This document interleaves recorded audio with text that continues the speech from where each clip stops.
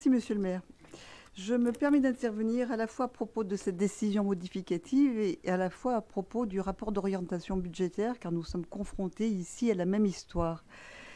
Et l'histoire, c'est celle d'un automobiliste qui voit le mur arriver devant lui et qui continue malgré tout à accélérer. Vous me permettrez d'utiliser cette image pour illustrer mon propos, maintenant que l'on sait que vous ne rechignez pas à vous faire conduire en voiture pour vos déplacements. Cette voiture, c'est la ville de Grenoble. Pour la faire avancer, son conducteur, que nous appellerons Eric, n'a pas lésiné sur les moyens. Quand il a pris le volant en 2014, il a immédiatement contracté un gros emprunt pour solder la conduite de son prédécesseur et pouvoir démarrer. Ça n'a pas suffi car 2 ans plus tard, en 2016, nous voilà au bord de la panne. Notre cher conducteur s'est alors délesté en catastrophe de services essentiels afin de pouvoir continuer à avancer. C'est le fameux plan de sauvegarde qui n'est qu'un plan d'austérité mal nommé à dessein et qui aboutit notamment à la fermeture de 2 bibliothèques. En 2022, rebelote. Nouvel emprunt massif, le plus élevé de l'histoire de la ville, pour se donner les moyens d'aller de l'avant.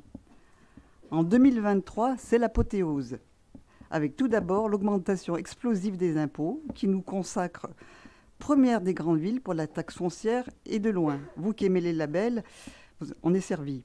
Votre stratégie pour continuer de rouler, faire les poches de vos passagers qui n'ont plus le choix alors que vous leur aviez promis avant de monter à bord que vous ne toucheriez pas à leur portefeuille.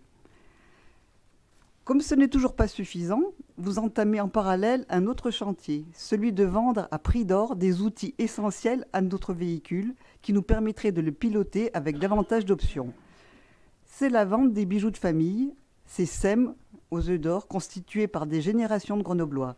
Vous avez commencé avec GEG en 2018 pour 30 millions d'euros. Vous souhaitez poursuivre avec la compagnie de chauffage pour 11 millions et surtout avec Grenoble Habitat pour 37 millions d'euros.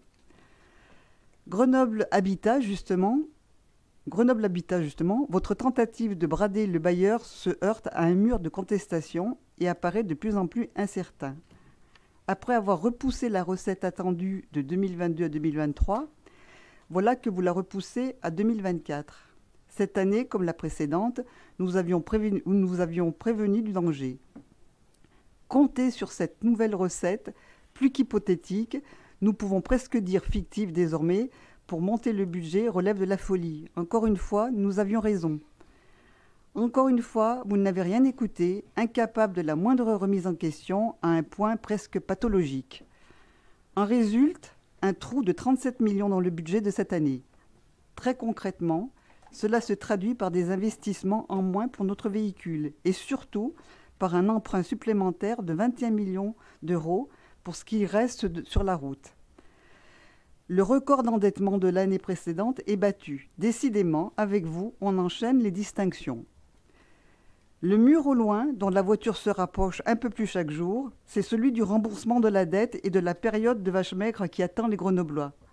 Car malgré tout ce que j'ai évoqué précédemment, toutes ces décisions à la petite semaine pour maintenir en état de marche qui s'apparente de plus en plus à une épave, vous avez été incapable d'engager une révision en vous penchant sur les problèmes structurels du véhicule qui consomme toujours plus de carburant. Bien plus que les autres véhicules de la même gamme d'ailleurs. C'est le poids ahurissant des dépenses de fonctionnement, déjà bien au-dessus de la moyenne des villes de notre strate, qui s'aggrave chaque année et va continuer de s'aggraver. Car vous avez été incapable de profiter de la métropolisation pour mutualiser les services, car vous n'avez cessé d'embaucher alors que les Grenoblois constatent bien que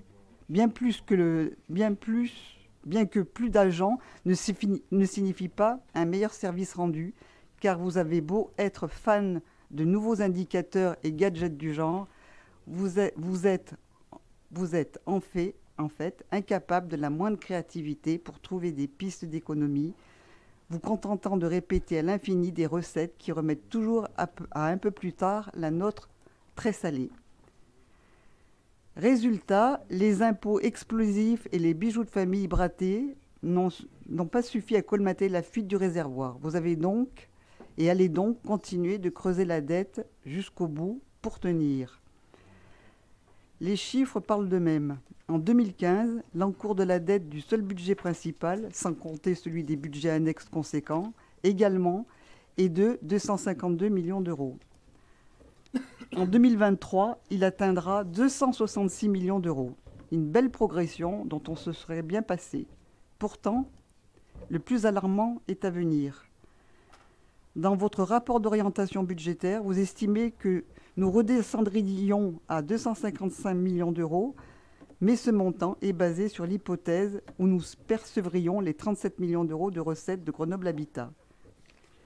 Vu le déroulé du dossier, permettez-nous d'être plus que sceptiques. Quoi qu'il en soit, et même si vous vendiez Grenoble Habitat, l'embellie serait de courte durée. L'encours repartira à la hausse dès 2025 avec 277 millions d'euros et explosera en 2026 pour atteindre 293 millions d'euros. Voilà la réalité de votre gestion traduite par les chiffres. Les impôts, les ventes de SEM, le plan d'austérité ont juste permis d'acheter un peu de temps pour tenir jusqu'aux prochaines élections municipales. Car les dépenses de fonctionnement continuent de se creuser et en face, la dette pour compenser. Nous allons bel et bien nous retrouver dans le mur. Mais tout cela, le conducteur s'en contrefiche, car il l'a dit et ne cesse d'envoyer des signaux en ce sens. Ce qui l'intéresse, ce n'est pas Grenoble, mais un plus gros bolide, la France.